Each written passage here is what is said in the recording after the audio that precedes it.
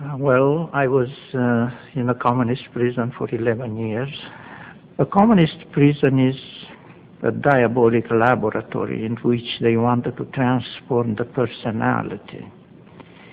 It's not just a place of torture, because physical tortures you can endure. And like the martyrs of the church, they endured and you can die. But they had a method of keeping you in a psychological stress,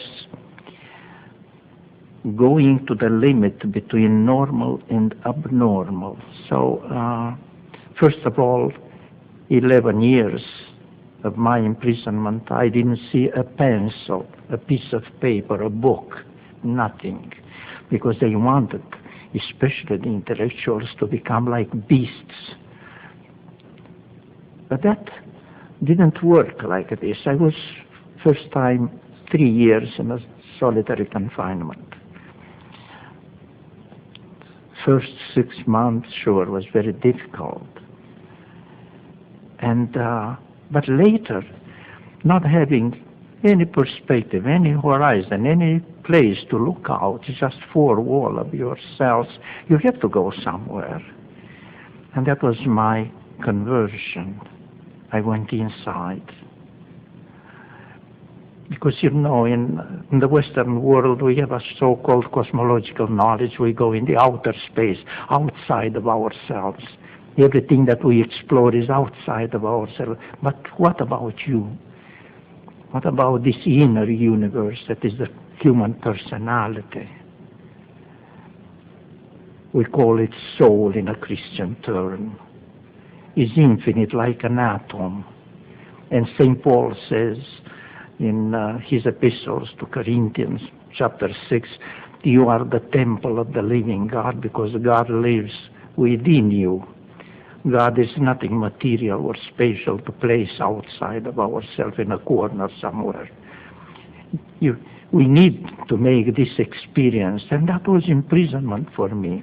I look not only from a negative perspective of the imprisonment, but it was an experience that God gave it to me to find myself. I was a theologian, I was a priest, I was a monk, and I'm ashamed to say that God, my God, was the God of the book. But God is life, His experience, His personal experience. You live God or not is sure. Even with the Bible, you can know the Bible by heart, and you don't know the true God if you don't have this experience. And for the clergy, especially for the monks, I think this solitary confinement was beautiful.